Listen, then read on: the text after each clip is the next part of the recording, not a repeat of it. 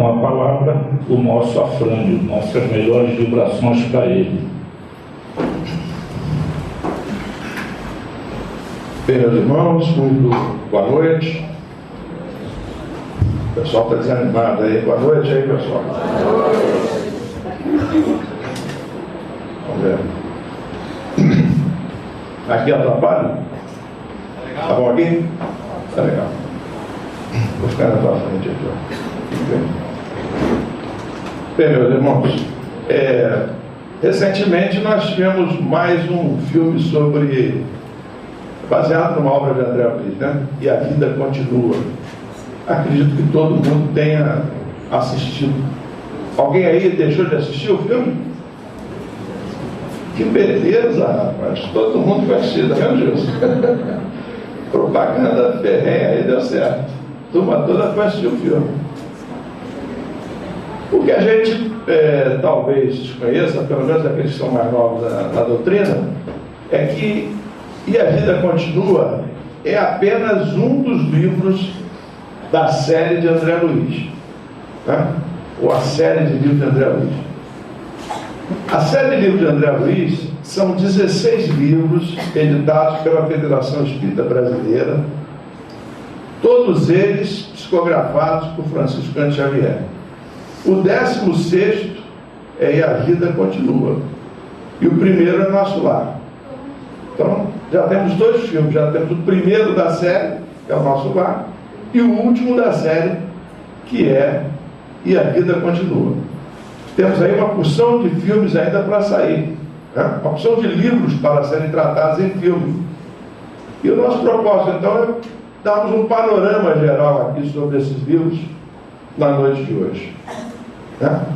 Em primeiro lugar, quem foi André Luiz? Essa é uma questão que ainda fica aí na cabeça de muita gente com dúvida. Quem foi André Luiz? Né? Há versões de que teria sido Carlos Chagas, que teria sido Oswaldo Cruz, que teria sido um médico no interior paulista. Várias versões, vários autores apresentam, mas o próprio Chico chegou a dizer quem foi André Luiz. Falou para amigos próximos dele antes de desencarnar. Isso está registrado num livro, no Anuário Espírita de 2004. O Anuário Espírita é uma publicação que sai anualmente, acho que desde 1964. Essa publicação vem sendo feita. 48 anos, portanto, né? E essa publicação é feita. Em 2004, esse jornalista, o jornalista Hércio Arantes, ele coloca lá, então, esse texto, que é elucidativo para todos nós. Em 20 de fevereiro de 1993, num fim de semana, ao visitar o estimado médium Chico Xavier em sua residência, tivemos uma surpresa feliz. Isso é o Hércio Arantes falando, né? Juntamente com 3 familiares, entramos na copa de sua casa, local habitual em que ele recebia os visitantes, encontrando-o sentado em palestra com alguns confrades, dentre eles Dorival Sortino, presidente das Casas Fraternais O Nazareno, Santo André e São Paulo, e um médico já idoso do Rio Grande do Sul que integrou a última turma de alunos do Dr. Carlos Chagas, do Rio de Janeiro. Logo depois que chegamos, Chico e o médico passaram a dialogar sobre a figura do professor doutor Carlos Chagas, que viveu de 1879 a 1934.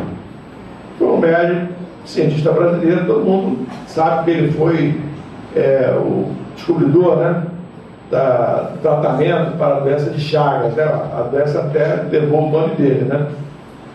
Descobriu que era transmitida por um barbeiro, né? Quer dizer, então é um animal lá do interior de Minas, principalmente, mas então foi isso. A certa altura da conversa, Chico abordou uma questão que muito me surpreendeu, pois o esclarecimento da mesma nunca havia sido divulgado. Contou-nos então, com naturalidade, que ao terminar a psicografia de Nosso Lar, esperava que o seu autor, Dr. Carlos Chagas, usasse o próprio nome da última encarnação. Mas, para sua surpresa, certa noite o espírito comunicante informou-lhe que, para não criar problemas ao médium, usaria um pseudônimo. E dentro de um ano ele entenderia esta decisão. Quer dizer, ele, Chico, entenderia essa decisão. A seguir, Chico perguntou-lhe qual pseudônimo ele usaria. Então o autor olhou o irmão do médium, chamado André Luiz, que dormia na cama ao lado, e disse-lhe que usaria o nome dele. E assim foi feito. Né? Então está aí. Carlos Chagas, então, é o espírito, né, que, sob o pseudônimo de André Luiz, escreve essa série de livros psicografados pelo Chico. É bom registrar que o André Luiz continua produzindo nos dias de hoje. O André Luiz, ele não ditou livros apenas através do Chico, mas essa série de livros mostrando o mundo espiritual, como foi psicografada por Francisco Xavier. Agora, o André Luiz tem livros, muitos livros de mensagens, inclusive pelo próprio Chico e por outros médicos. Recentemente, inclusive, foram lançados 2 volumes de um livro chamado Vivendo o Evangelho, a psicografia de Antônio Baduy Filho. É um livro muito interessante porque o André Luiz, através dessa mediunidade do Antônio Baduy, ele comenta cada um dos itens do Evangelho Espiritismo. Para cada item do Evangelho Espiritismo, em todos os capítulos do Evangelho Espiritismo, ele tem lá um comentário muito interessante, sempre muito oportuno, sobre aquele tema. Né? Então, André Luiz, ele continua produzindo, ao contrário do Emmanuel. Né? O Emmanuel é o espírito da mensagem inicial. O Emmanuel, desde 2000, a gente não ouve mais falar de Emmanuel.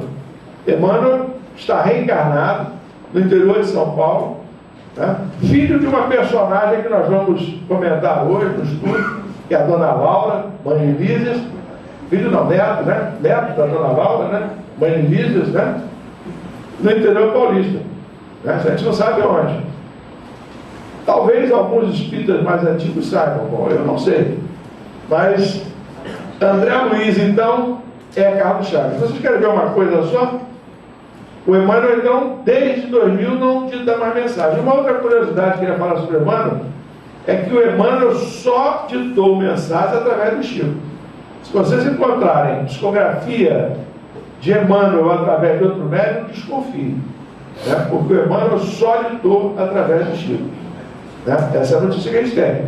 Eu tenho 2 livros lá, atribuídos a Emmanuel, eu tenho na minha biblioteca 2 livros, 2 romances. Né? E realmente, quando você começa a ler um outro médium, não nem me recordo do médium, cai profundamente a qualidade do texto. Não é, aquilo ali não é de Emmanuel. Né? Pode ser Emmanuel da Silva, ou Emmanuel, um outro Emmanuel, mas não o nosso Emmanuel. Tem só uma pergunta, Valdo. Valdo Vieira. Uma mensagem. Então o Gilson está esclarecendo que tem uma mensagem pelo Valdo Vieira, pelo Dr. Valdo Vieira, aquele que durante muito tempo psicografou praticamente em parceria com o Francisco Xavier. Né? Então é isso. Mas olha só que curioso aqui. Esse aqui é o Dr. Carlos Chagas. Né? Vejam, né, a foto dele, né? Bigode, né, o contorno do rosto. E esse aqui é André Luiz. Né? Um retrato que foi pintado por um artista, Jô, né? O Jô é o nome do artista. E ele foi sendo dito a ele como era o André Luiz, ele foi fazendo o retrato. E aí então vejam como é semelhante, né? Carlos Chagas, né? E o André Luiz. Então o André Luiz é Carlos Chagas. Mas por que ele fez isso? Por que ele não colocou o seu nome? Carlos Chagas. Teria sido muito mais simples. Né? Ele disse que mais tarde o Chico compreenderia por quê. Então está aí, a razão é essa aí. Ó. O nosso querido Humberto de Campos, que foi membro da Academia Brasileira de Letras, ele desencarnou em 1934. E em 1937 ele começou a utilizar-se da mediunidade de Chico Xavier para psicografar alguns livros. Né? Brasil, Coração do Mundo, Pátria do Evangelho, é de Humberto de Campos. Novas Mensagens, é de Humberto de Campos. Vocês podem ver que esses livros têm lá escrito o nome de Humberto de Campos, né? Em 1944, a viúva de Humberto de Campos ingressou em juízo movendo um processo contra a Federação Espírita Brasileira e Chico Xavier, porque os livros estavam atribuídos a Humberto de Campos. Interessante é que a mesma viúva que entrou com o processo, ela teve cuidado de mandar aquele retrato que está ali em cima, né? São 3 retratos do Chico e depois um ali do Humberto de Campos. Vocês podem ver que tem alguma coisa ali escrita no retrato. Então ela estava dando apoio ao Chico, ao prezado Sr. Francisco Xavier, dedicado intérprete espiritual do meu saudoso Humberto. Ofereço com muito afeto esta fotografia como prova de amizade e gratidão. Então ela manda uma fotografia com esses dizeres para o Chico. Quer dizer, embora ele entrasse no processo, ela reconhecia que a mensagem, a autenticidade da mensagem era do Humberto de Campos. Na noite de 15 de julho de 44, no clímax do processo, o espírito de Humberto de Campos retorna pela mediunidade de Chico Xavier, definindo que daí por diante ele passaria a assinar simplesmente Irmão X. Né? Curioso é que Humberto de Campos, quando encarnado, ele tinha vários pseudônimos. Um deles era Conselheiro XX, ou Conselheiro 20. E ele então escolhe Irmão X. Tudo mostrando uma alusão, né, uma semelhança ao comportamento que ele tinha quando encarnado, de escrever como sob pseudônimos, né? Finalmente, o caso de Humberto de Campos, ele é julgado, é elucidado. O parecer do ministro Álvaro Moutinho Ribeiro da Costa, do Tribunal de Apelação do Antigo do Distrito Federal, né? Diz o seguinte: nos termos do artigo 10 do Código Civil, a existência da pessoa natural termina com a morte.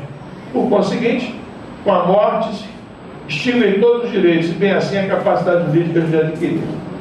Então ele negou os direitos autorais para a viúva e o processo estava resolvido.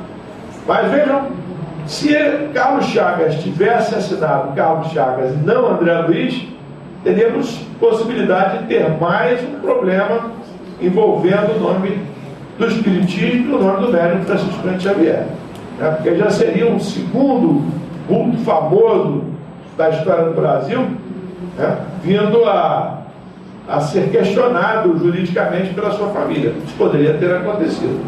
Então, por uma questão de cautela, Carlos Chagas assina André Luiz, né? Falando sobre André Luiz, Chico, não adianta querer comparar a biografia de Carlos Chagas com a biografia de André Luiz, que a gente tem alguma noção pelo livro nosso lá, porque elas estão completamente diferentes. Está tudo truncado, né? André Luiz teve cuidado de não deixar semelhanças, justamente para não causar problemas, né? Então, olha, a palavra assim, não perca tempo, pois a biografia de André Luiz no nosso bairro está toda truncada. Então, o Carlos Chagas nasceu em 9 de julho de 89 numa fazenda próxima à cidade de Oliveira, no oeste de Minas Gerais. Faleceu subitamente aos 55 anos por problemas cardíacos, em 8 de novembro de 34. Problemas cardíacos. Quem viu o filme Nosso Lar, quem leu o livro, sabe que o problema que motivou a morte de André Luiz não foi um problema cardíaco, foi um problema na região abdominal, né? Então já está aí uma diferença. Se nós formos olhar os familiares de André Luiz, eu acho que eu não coloquei aí. Não coloquei. Se nós formos olhar os familiares de André Luiz, nós vamos ver que o número de filhos de André Luiz não corresponde com o número de filhos de Carlos Chagas. O nome da mulher de André Luiz, que é Zélia, não corresponde ao nome da mulher de Carlos Chagas. Então está tudo descaracterizado. A região em que André Luiz esteve vivido, no Rio de Janeiro, não corresponde à região em que viveu Carlos Chagas, no interior de Minas. Então vejam vocês que houve um cuidado da espiritualidade, através de André Luiz, de descaracterizar tudo isso. Bom, aí está a série de André Luiz, 16 livros. E aquela setinha ali apontando para o nosso lar, mostrando que ele foi o livro mais vendido livro espírita, né, editado pela FEB, mais vendido no século XX. E certamente deve ser até hoje. É um livro extremamente procurado, é um best-seller, como a gente fala. Então, os livros estão ali, ó. Nosso Lar, o primeiro, Os Mensageiros, Missionários da Luz, com as suas capinhas ali, Obreiros da Vida Eterna, essa também já mudou. No Mundo Maior, Agenda Cristã, Libertação, Entre a Terra e o Céu, vai por aí. 3 livros aí, a gente pode dizer que não são exatamente da série, embora façam parte desses 16 livros. É o Agenda Cristã, né, que foi um livro escrito com mensagem, né, do nosso querido André Luiz, da Agenda Cristã. Aliás, são só 2, e Conduta Espírita, né? Conduta Espírita, que é um livro super interessante e nos mostra qual o comportamento que nós devemos ter diante das diversas circunstâncias da nossa vida. Os 2 livros valem a pena. Todos os outros constituem a série de André Luiz, embora a gente possa dizer que Sexo e Destino e Desobsessão e A Vida Continua, os 3 últimos, são livros praticamente autônomos, diferentes de todos os outros. Os outros têm uma conduta, têm uma forma regular de serem estudados. André Luiz, como orientador, né, visitando diversos locais e sendo orientado, portanto, quanto ao mundo espiritual nesses locais. Pequena Mediunidade e Evolução em 2 Mundos também tem características autônomas. Mas os 9 primeiros ali, os 10 primeiros, exceto a Agenda Cristã, são livros que têm características como o de Nosso Lar.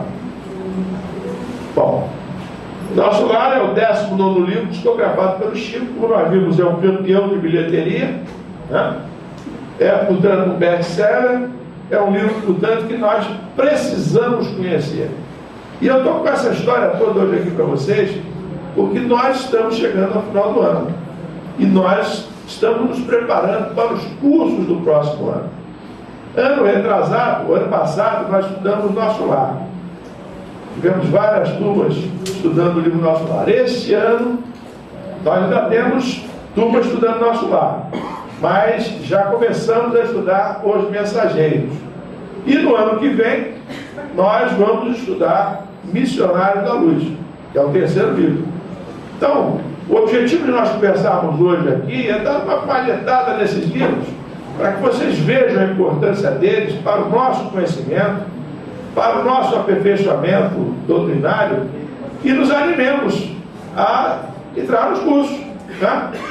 Quem não fez ainda Nosso Lar, entra na turma de Nosso Lar. Quem fez Nosso Lar e vai passar para os Mensageiros, que se anime em continuar. E quem já fez os 2 primeiros, vamos para o 3º.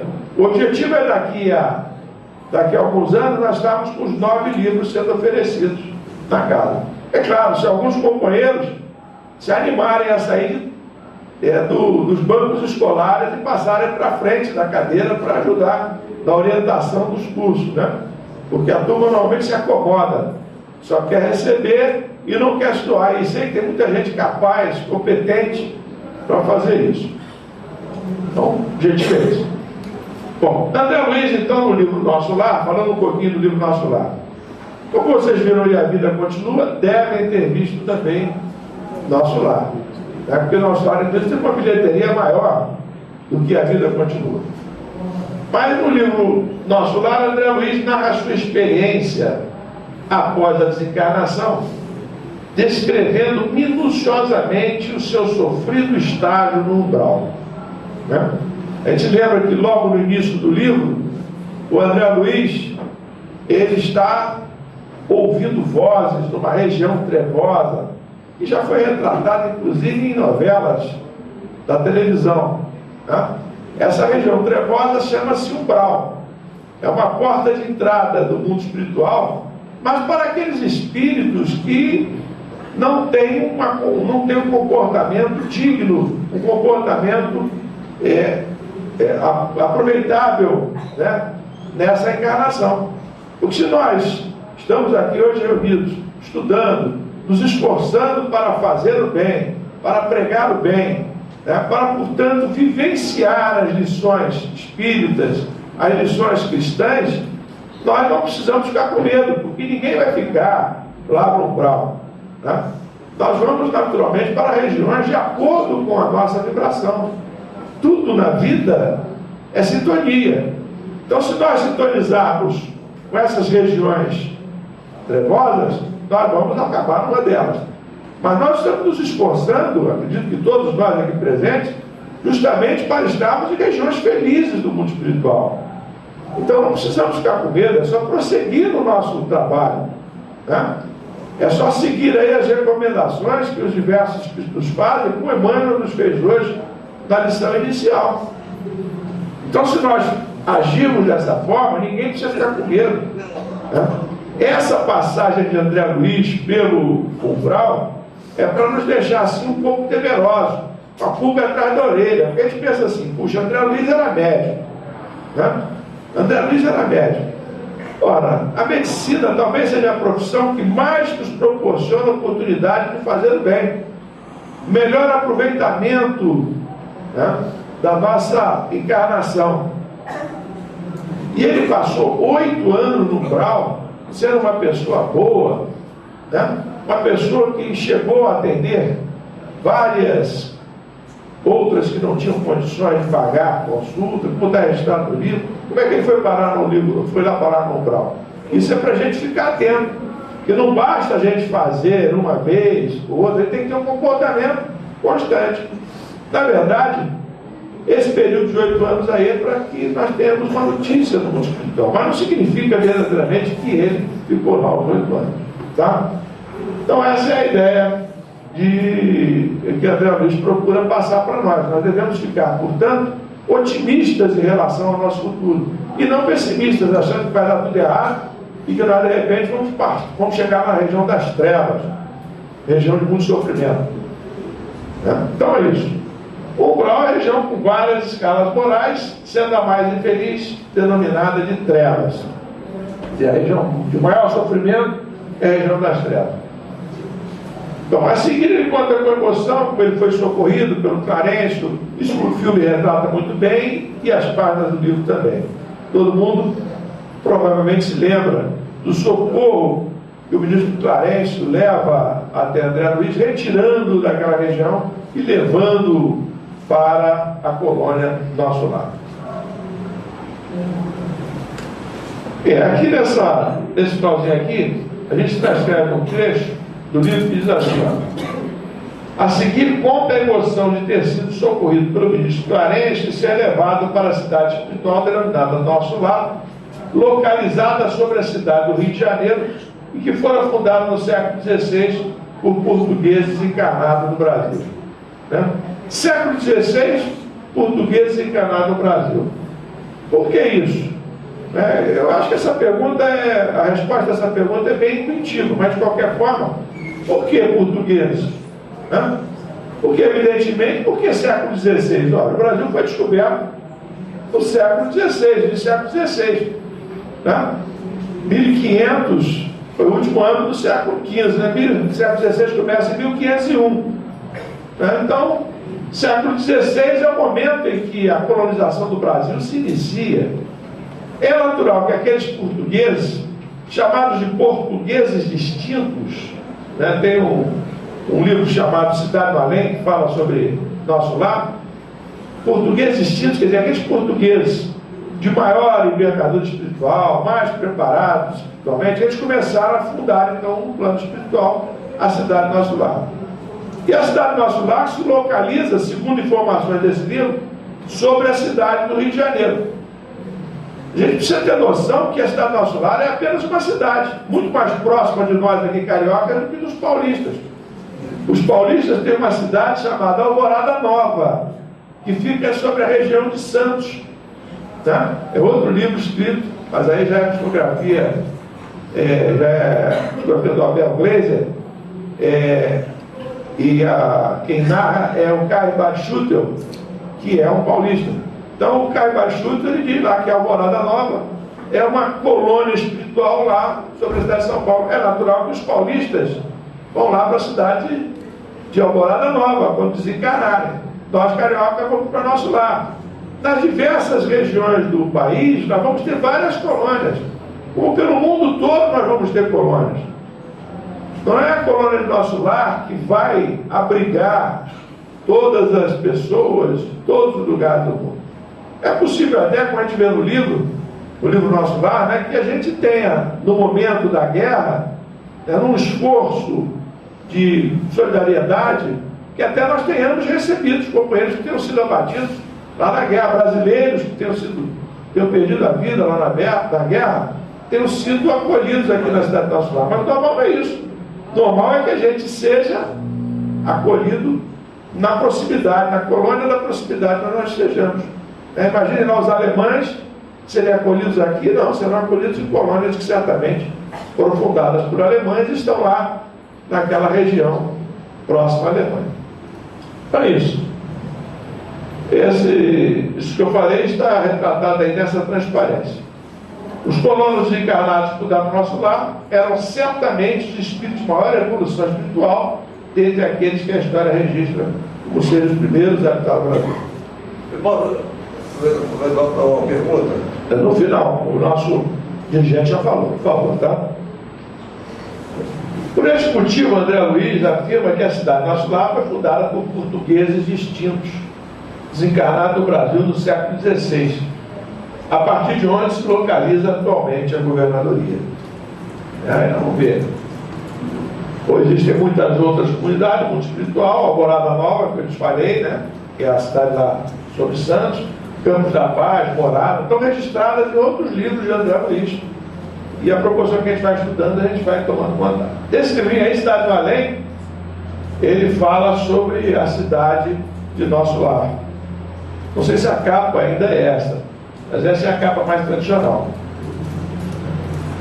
Aí esse livro Nosso Lar, desse Cidade do Além, ele traz uma planta, aí traz um esquema da cidade. A governadoria, né, que é o ponto central da cidade, com os diversos ministérios.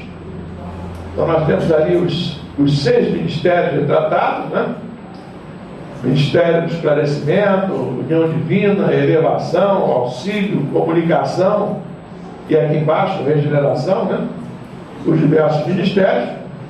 Temos ali fontes luminosas, jardins floridos, quarteirões, árvores. Então, uma série de... tenta indicar uma série de lugares que aparecem ao longo do estudo do livro Nosso Lar. Esse outro esquema aqui, também lá do livro Cidade do Além, é o Ministério da Regeneração, pavilhão que nos prepara para o Renascimento. Esse livro foi escrito pelo Espírito Lúcio, né, pela mediunidade de Ecorina Cunha, e há trechos também escritos por André Luiz, através da mediunidade de Chico Xavier.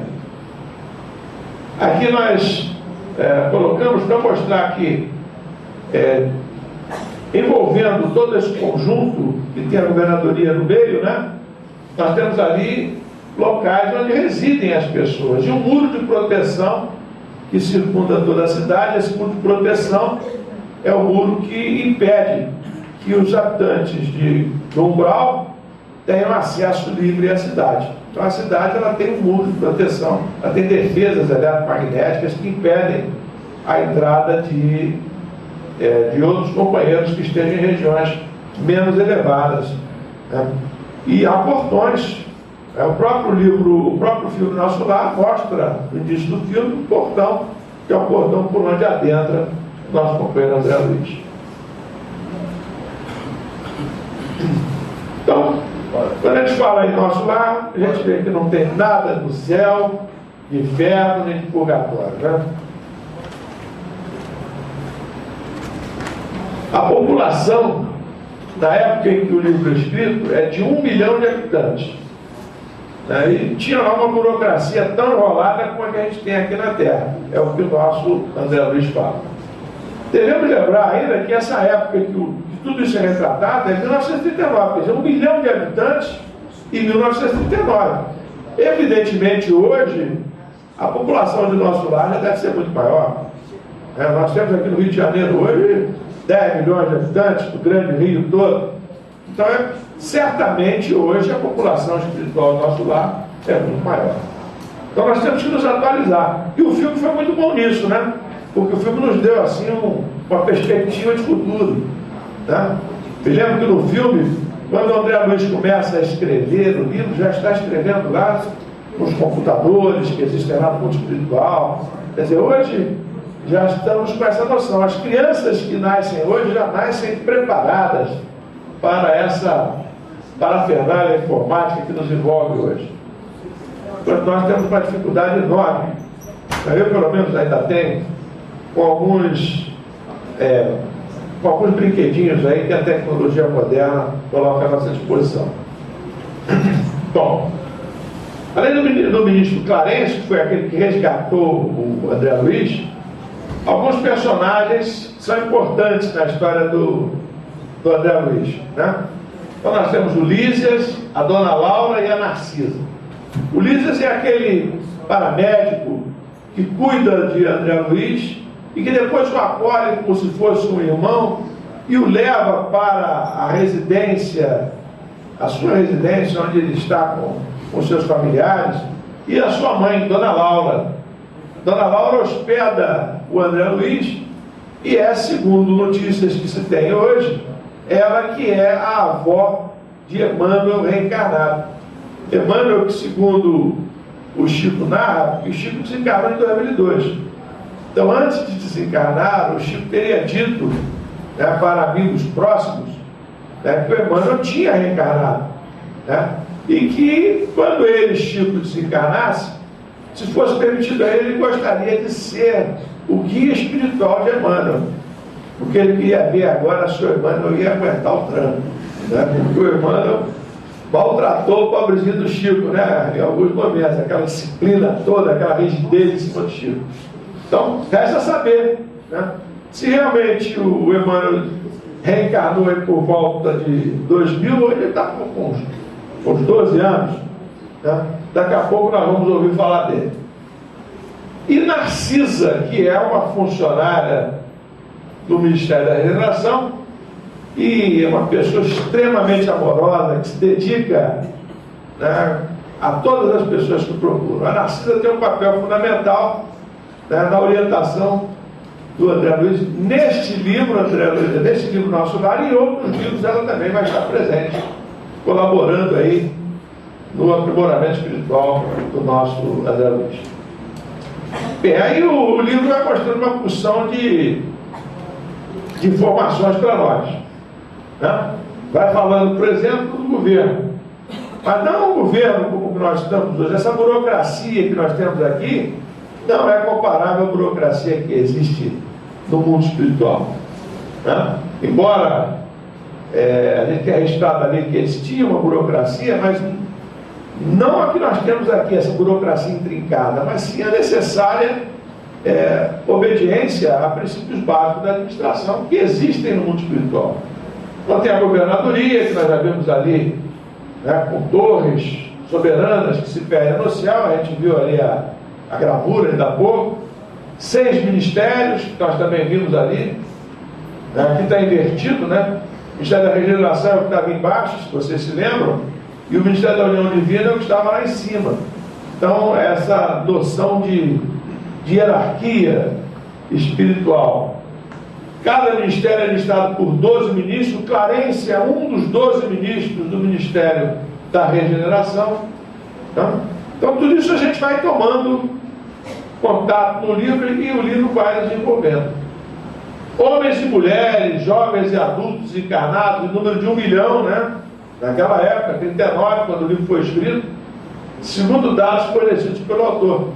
Então, esse livro ele foi editado em 43, mas ele retrata a época da guerra, do início da guerra. Então, 39 a 43 é um período que tinha 1 milhão de habitantes lá em nosso lar. Construções, dependências e lugares especiais. Grande muralha protetora da cidade, com baterias de proteção magnética. Nós vimos ali na gravura, né? Aquela que envolve todo o conjunto arquitetônico. Conjuntos habitacionais. Praça central que acomoda até 1 milhão de pessoas. fontes luminosas, jardins, parques arborizados, Bosque das Águas, Rio Azul, Campo da Música, Câmara de Edificação para Enfermos, etc. Tudo isso a gente vai detalhando no estudo do livro Nosso Lar. Veja que é importante a gente ter o livro, porque a gente já vai se antecipando. Quando a gente chegar lá em Nosso Lar, a gente vai dizer assim, puxa, é muito mais legal do que o livro falava, né? Provavelmente que o progresso já deve ter chegado também lá na colônia espiritual. Nessa época, em 39, existia o aeróbus, um veículo de transporte, tipo o bondinho de Pão de Açúcar, né? O bondinho do Pão de Açúcar está fazendo, se não falar agora, 50 anos agora, né? 100 anos, 100 anos, 100 anos, 2012, 1912. 1912 para 39, quer dizer, tinha 27 anos o bondinho do Pão de Açúcar. Então, a figura mais próxima em 39 do bondinho do Pão de Açúcar era aquele módulo antigo que a gente tinha, né? Muitos de nós chegaram a viajar e se lembram como era o bondinho de Pão de Açúcar. Inclusive a fotografia estava no jornal nesse final de semana. Mas o aeróbus era assim. Hoje o aeróbus deve ser um troço muito mais bacana, tipo aquele veículo leve sobre trilhos que a gente vê por aí, né? Aquele trem-bala que tem lá no Japão, deve ser alguma coisa assim, porque nosso lar evoluiu certamente, né? Mas é o aeróbus. O coral com 2.000 vozes, olha que beleza, Angelina, 2.000 vozes para administrar, hein? Né? Vai ser uma maravilha lá em Nosso Lar. E tem uma coisa muito importante com a qual nós temos que nos preocupar desde já, que são os bônus horas. Forma de pagamento por serviços prestados no bem. Cada hora de trabalho corresponde a um bônus hora, né? Por isso que a gente brinca, né? Quando a gente trabalha no bem aqui, a gente está acumulando o bônus hora. É porque o bônus hora é uma espécie de anotação que é feita na nossa ficha individual. E aquilo fica registrado e aquilo vai em nosso favor no momento em que nós necessitamos. Não é propriamente moeda, mas ficha de serviço individual funcionando como valor aquisitivo. O bônus hora em nossa organização modifica esse valor substancial. Aí o André vai falando. Segundo a natureza dos nossos serviços. No Ministério da Regeneração temos bônus hora regeneração. No Ministério do Esclarecimento, bônus hora esclarecimento, e assim por diante. Quanto mais difícil for o serviço em que nós estejamos colocados, mais vale o bônus hora que nós estamos recebendo, tá? Essa é a ideia que nos passa o André Luiz. Então sabemos que lá em Nosso Lar existem animais domésticos. Ao contrário do que a gente possa pensar, que os animais domésticos não estarão naquela região, então tem animais domésticos aí. Animais domésticos entre árvores frondosas, enfileiradas ao fundo. Tem também outros animais, não só os domésticos. Há um animal típico dessa região espiritual, que está colocado ali, ó, são as ibis viajores, as aves ibis viajores, capazes de devorar as formas mentais odiosas e perversas e de enfrentar assim as trevas no umbral, né? Então são pássaros destinados a manter o equilíbrio dentro da cidade do Nosso Lar.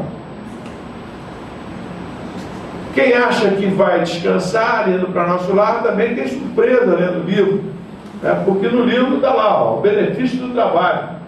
Cada habitante do nosso trabalho recebe provisões de pão e roupa no que se refere ao estritamente necessário. Mas os que se esforçam na obtenção do bônus hora conseguem certas prerrogativas na comunicação social. Então vale a pena trabalhar, a gente tem que trabalhar. Então nós começamos a aprender a trabalhar aqui e vamos continuar trabalhando lá. A ministra Veneranda, né, uma trabalhadora lá do Nosso Lar, ela tem 1 milhão de horas acumuladas em bônus hora. 1 milhão de horas acumuladas, né? É um número invejável aí. Uma meta para todos nós, né? 1 milhão de horas de trabalho. A jornada de trabalho em Nosso Lar, isso é outra coisa surpreendente. Aqui a gente reclama 8 horas diárias, 40 horas semanais. A gente fica bravo. Olha lá quem No mínimo 8 horas de serviço útil nas 24 horas que o dia se constitui. Bom, 8 horas, legal. Os programas de trabalho, porém, são numerosos e a governadoria permite 4 horas de esforço extraordinário. Então, essas 8 passam a 12, né? Porque tem interesse em trabalhar, porque vai acumular 12 horas diárias. Há muita gente que consegue 72 bônus horas por semana.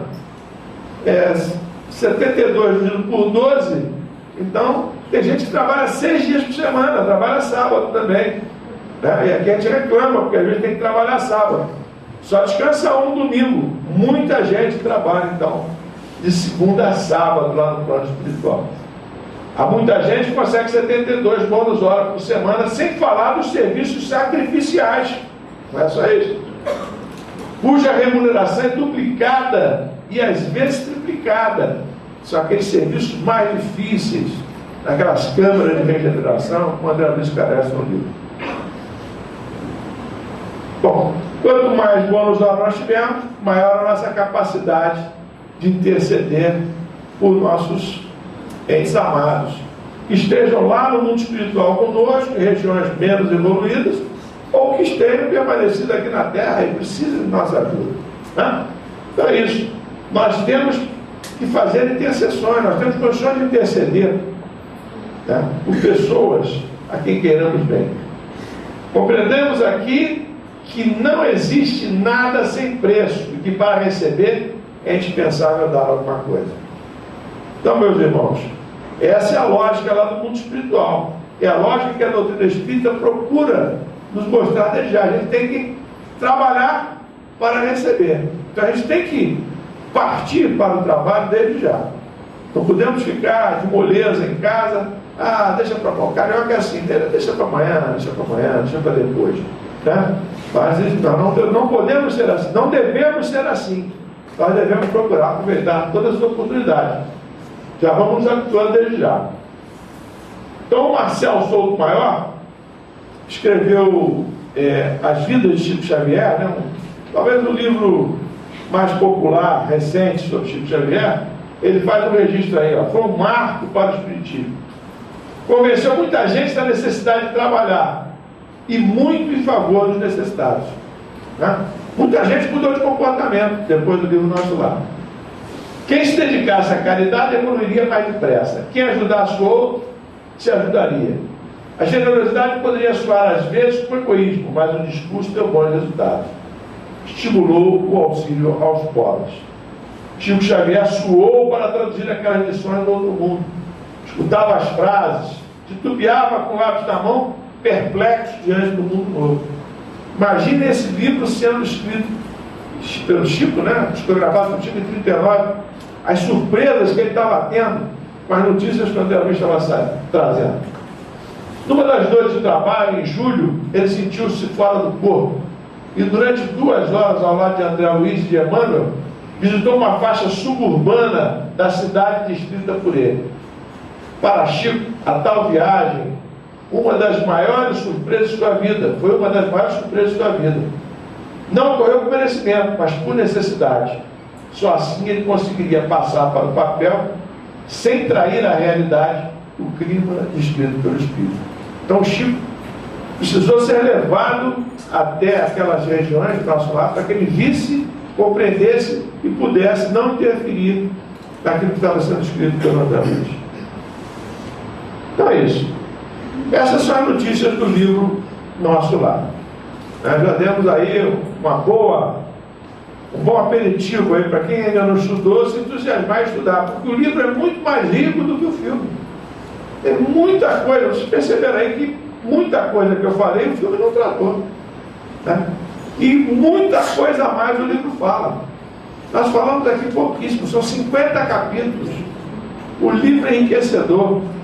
Trata de relacionamento familiar, trata de igualdade entre sexos. O livro é realmente um livro instigante.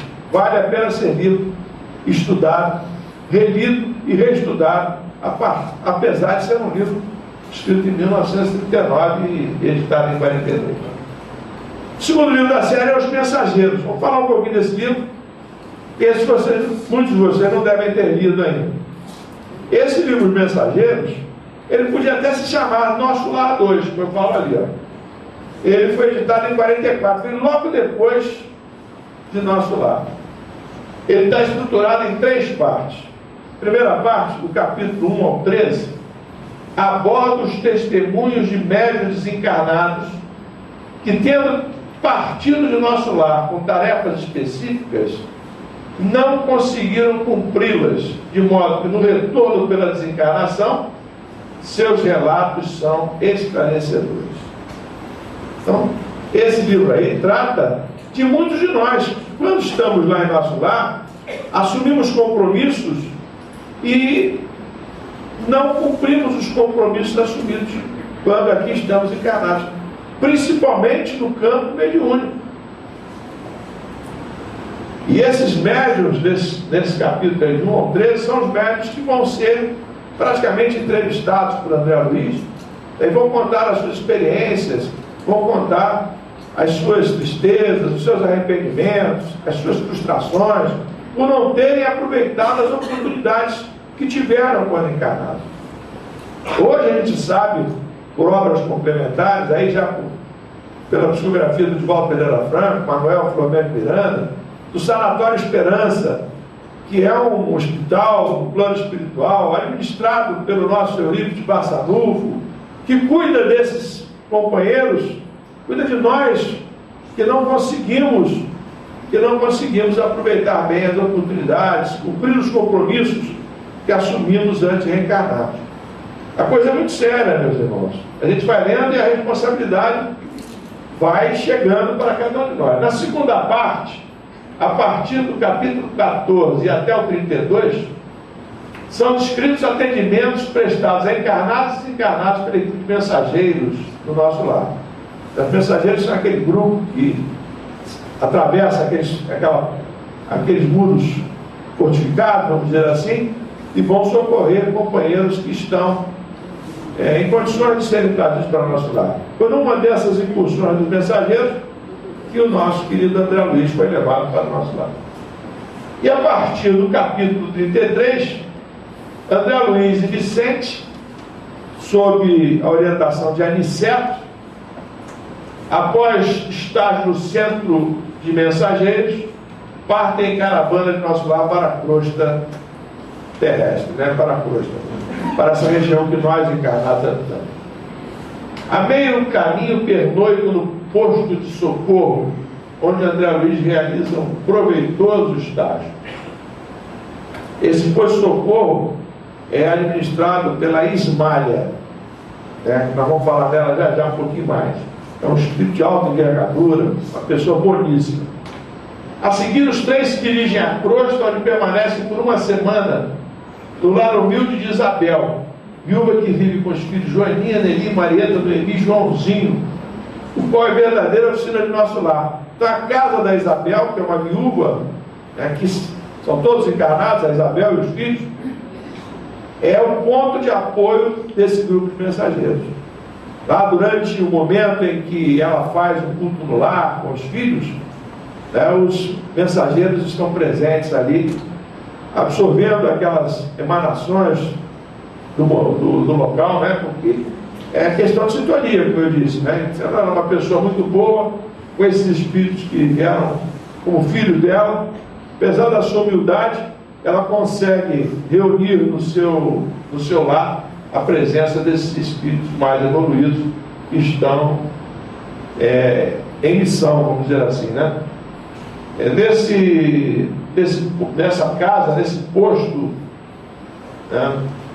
essa oficina de trabalho, eles participam de atendimentos a encarnados e desencarnados, que são reuniões muito únicas que são feitas pela Isabel.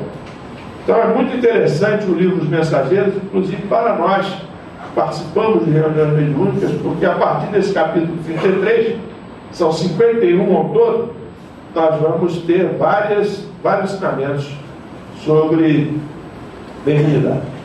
O terceiro livro, que é a obra que a gente pretende iniciar no próximo ano, nós temos uma turma terminando os mensageiros, aos sábados, e provavelmente essa turma vai seguir como missionário da luz. obra em que são descritos os processos mediúnicos. Então, vamos continuar estudando mediunidade, mostrando como se desenvolve as providências do plano espiritual antes, durante e após as reuniões mediúnicas. Então, o André Luiz vai estar com seus companheiros participando do ponto de vista do plano espiritual, né? Participando de reuniões mediúnicas. E é interessante que ele vai registrar, inclusive, o comportamento dos médiuns. Quando o médium, por exemplo, ele se alimenta demasiadamente antes da reunião, os gases que emanam dele e que prejudicam muitas vezes o movimento da reunião. Então, é bacana, é interessante a gente estudar. Nelas são pormenorizados atendimentos a encarnados e desencarnados, transmitindo preciosos ensinamentos. A descrição da sublimidade da reencarnação do espírito Segismundo. Esse você já deve ter ouvido falar. Muitos oradores, quando falam de planejamento reencarnatório, falam do Segismundo. É aquele espírito que precisa renascer numa família onde o pai dele foi um adversário dele do passado cuja vida ele, Segismundo, tirou. Era um triângulo amoroso, né? O Segismundo, aquele que vai ser o pai dele agora, que é o Adelino, e aquela que vai ser a mãe dele, né? Então o Adelino foi morto pelo Segismundo e agora o Segismundo voltará como filho. Então a complexidade para fazer com que o Segismundo reencarne, com que o Adelino aceite o Segismundo por filho, é realmente uma fonte de ensinamentos muito, muito interessante. Então é isso.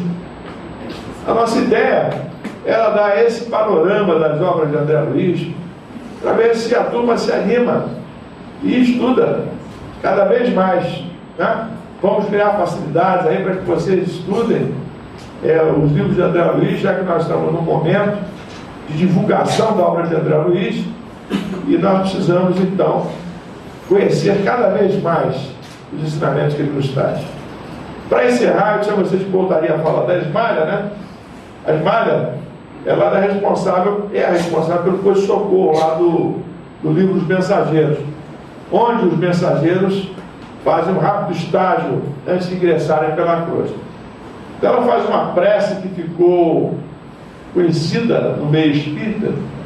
Eu dei aí uma editada, cortei alguns pedaços, mas ainda assim ficou um pouquinho grande. Mas vamos ler juntos aí, porque é uma prece muito bonita, porque ela mede bem a importância desse trabalho que é feito no plano espiritual. Diz ela assim, ó: Senhor, dignai-vos assistir os nossos humildes tutelados, enviando-nos a luz de vossas bênçãos santificantes. Conosco, Pai, reúnem-se os irmãos que ainda dormem anestesiados pela negação espiritual a que se entregaram no mundo. Despertai-os, Senhor, se é dos vossos desígnios sábios e misericordiosos, despertai-os do sono doloroso e infeliz. Acordai-os para a responsabilidade, para a noção dos deveres justos.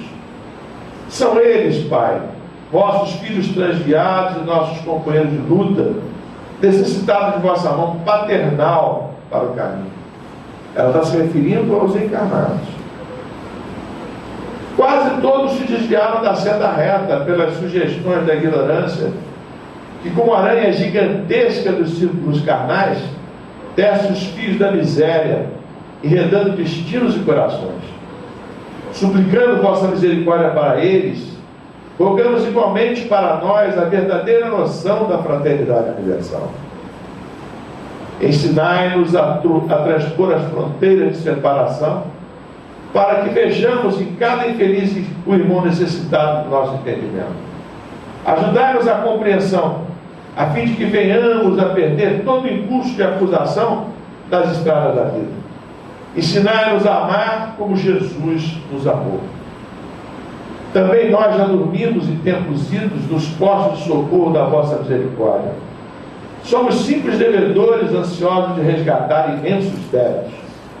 Sabemos que vossa bondade nunca falha e esperamos confiantes a bênção da vida e da luz. Então a Esmalha, com essas palavras, ela ela mostra bem, né? E todos nós estamos no processo de aperfeiçoamento. E todos nós, portanto, precisamos compreender a responsabilidade que temos diante dos companheiros mais necessitados que vêm até nós pelas portas do sofrimento. Possamos então, companheiros, compreender aí a responsabilidade que todos nós temos em nossas mãos, responsabilidade que assumimos voluntariamente. Ninguém é espírita, ninguém se sente próximo da doutrina espírita por acaso. Nós estamos aqui porque nos preparamos para isso e que possamos, portanto, com todas essas noções que o André Luiz nos dá no mundo espiritual, possamos aproveitar bem as oportunidades que a vida nos tem dado. Essa casa é uma porta de trabalho, é uma oferta de trabalho permanente para vocês.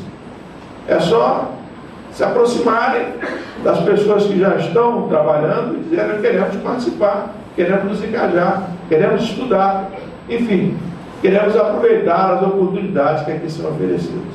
As portas da casa estão abertas para todos. E que o Senhor Jesus nos ajude, então, a aproveitar bem essa oportunidade. Então, Pai para todos. E é isso.